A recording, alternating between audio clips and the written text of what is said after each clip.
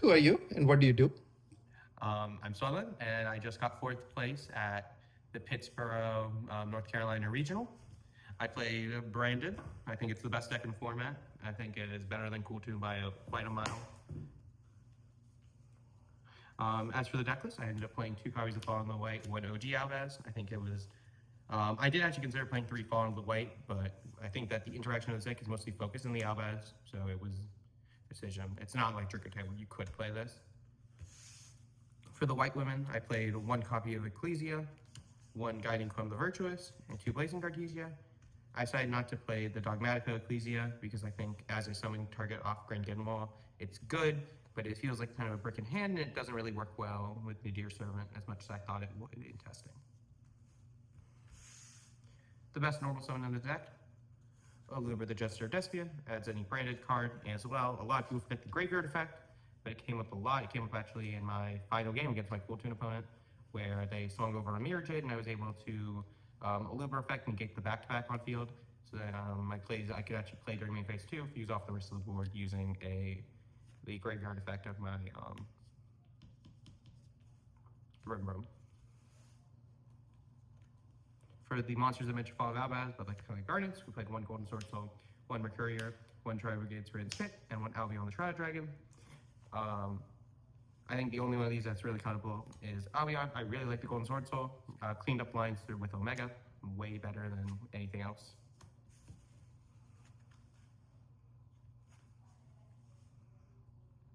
For the branded spells, we played three copies of Branded in High Spirits, one Branded Fusion, one Branded Retribution, and three Fallen in the Virtuous. This is the best card in the deck by far. I mean, there are other decks that are playing this card without playing Branded, then this deck, it just gets you so much advantage. It's a board breaker, it's interaction going first, and it's a card to set. It's also recursion. Branded High Spirits, it just searches you Fall into the White, which is the best card in the deck, so, what can I say about that? Retribution, I think this was really important into the Cool Tune matchup because it negates KTS. I'm confident in removing the bias from the board, which is what Cool Tune struggles with. And a lot of the times, the way they dodge that when it's not Mirror Jade, if it's something like, for instance, the Fall and the Virtuous pop normal summon, is Branded Retribution. Branded Retribution can trade for the KTS. And Branded Fusion, of course, is kind of your game plan going second, where if you're not likely to actually get to resolve the Fall and the Virtuous, because while the Fall and the White requires you to keep bodies on board, so you really want to, your opponent's going to trade for that, and then you can Branded Fusion, which is why this is the search off of Luber usually going second, or Fall and the Virtuous.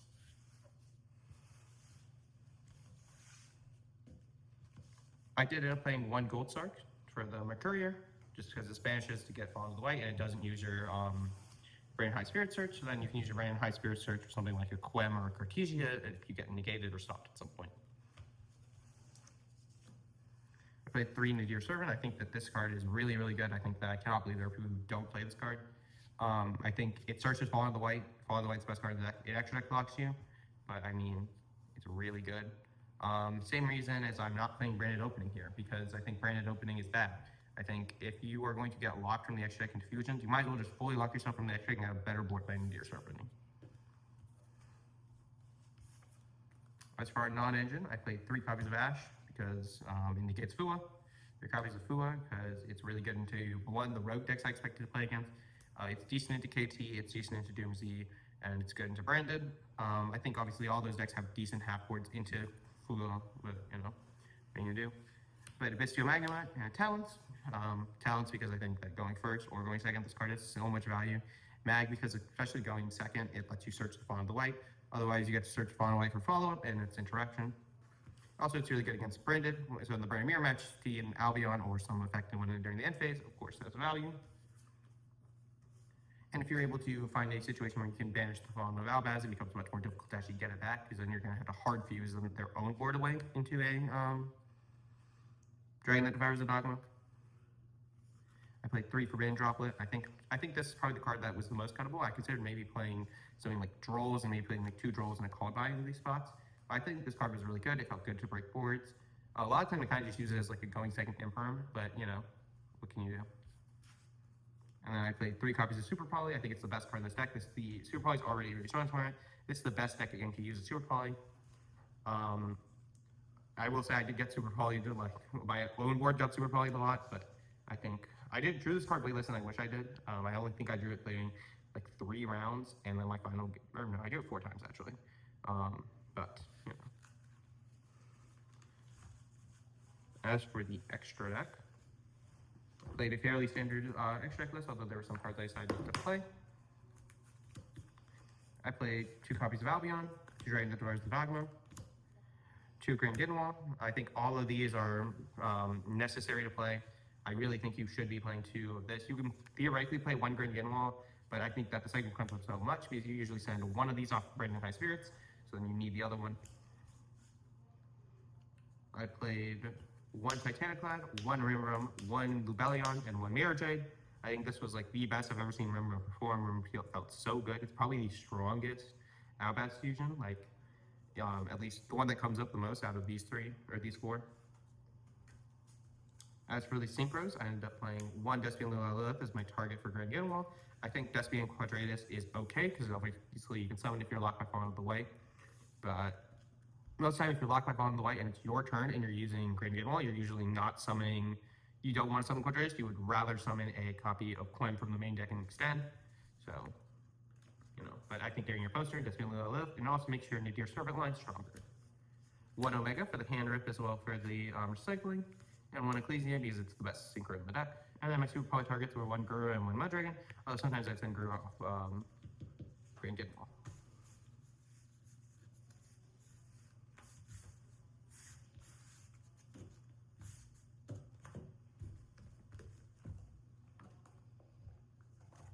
For the side deck, I decided to play 3 copies of Humongous, the Sticky String Kaiju. I think it's level 7, which means it's good because there's a lot of random late decks like Mitsurugi and stuff. Though I'm not Kaijuing much stuff in Mitsurugi, it's not a level 8, which is just good. I think that I could have theoretically played a different one of the Kaijus. I just thought that this was the one decided I wanted to play. Also, I like it. I've been playing it since tier format, and also it's good to tribute. This mostly comes in against Doomsday because you tribute with a big guy, or a whole bunch of the random rogue decks that you just, sometimes they just end on big guy. I want to be prepared in case I run into like Raid Raptors or some random deck. Otherwise, my side deck is actually mostly pretty standard from there. It's 3 thrusts, and we're playing your standard thrust package of 1 Raigeki, 1 Illusion Gate, and 1 Hurting Spectrum, or Feather Duster. You're throwing these applications in different one. If your buddy's KT and you know they have a ghost spell, you're not going to want an Illusion Gate, so then you want to search Raigeki instead. Or your Feather Duster, obviously, is your standard back row removal. I'm on 3 Lightning Storm because I think Lightning Storm is really good this format. I think calling it against KT, sometimes you'll like, your opponent will randomly sack a draw for you, and then it will be a Lightning Storm, and you'll just win the game off that. And then I played my going first card, pretty much the cards I decided on my food list for almost every matchup, which is Salt of Judgment, 2 Drolls. I wish Droll was at 3. Obviously, it's not, you know. This deck does not care about Droll. That's a huge reason I want to play it, because I saw an uptick in people playing Droll main deck. So I was like, okay, if I'm going to play a deck this, I would like to play a deck that doesn't lose to Droll.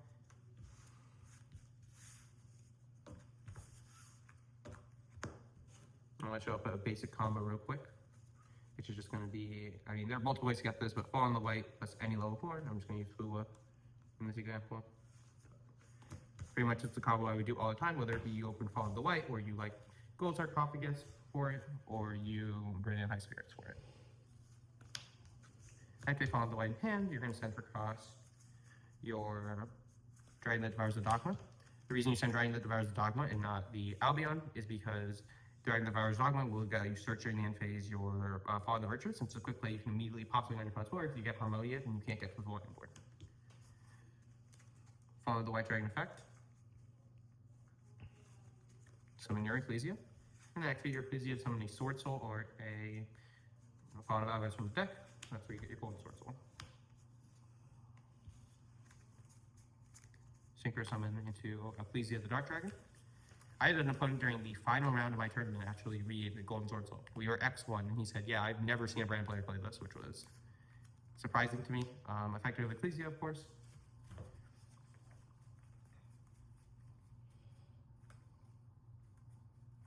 This summons your Quem, chainlink 1 Golden Sword Soul to summon a light spellcaster from your graveyard that attack equals to defense.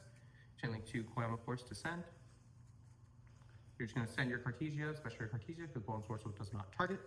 Important thing about the Golden Sword Soul is it can revive an Ecclesia Dark Giant, so don't be afraid if it gets fused off before you activate the effect. That happened to me during one round of the tournament.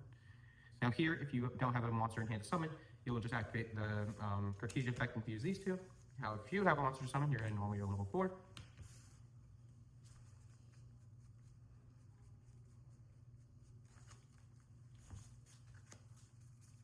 Synchro summon into Omega. That triggers your Climb effect to revive a monster from your graveyard that might fall out of Albaz. Go ahead and get back your Cartesia. Trigger your Cartesia effect to fuse. Now you finally can get rid of this Climb. Synchro summon into your Grand Grindelwald. Grand Grindelwald effect to send. And here you get your Albion. Proceed to the end phase. You're going to be able to add both Cartesia and Ecclesia to hand. Trigger the Albion effect.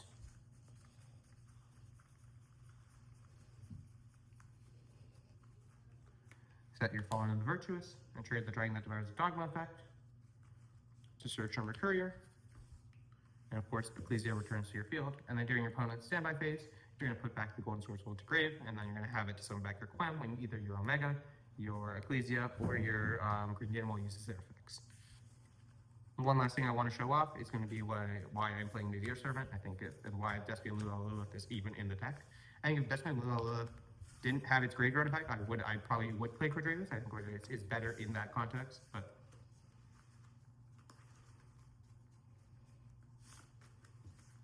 activate your Nadir Servant. Send your Despia and Lula. Search for the Fallen of the White. Activate your Fallen of the White here. This time you will be setting your Albion. Special Fallen of the White and trigger the Fallen of the White effect. Here you're going to special summon your Incredible Ecclesia. Your extract blocks, so you're not actually going to activate the effect of the Incredible Ecclesia. We're going to go to the end phase and trigger the effect of your Despia and Lula, special summon Quem. Trigger the Quem effect to send Cartesia. Activate the Cartesia effect and add it to your hand. And activate the Albion effect. And here you can either set a Branded High Spirits, go Branded High Spirits during your opponent's draw phase, send this along with a Grand Grindelwald to the graveyard, search a Courier, and then you'll be able to go Quem effect, revive Cartesia, and then Cartesia effect, fuse these three away to summon Dragon that Devours the Dogma. And then, of course, the Courier's line, you shall have this negate. Or, alternatively,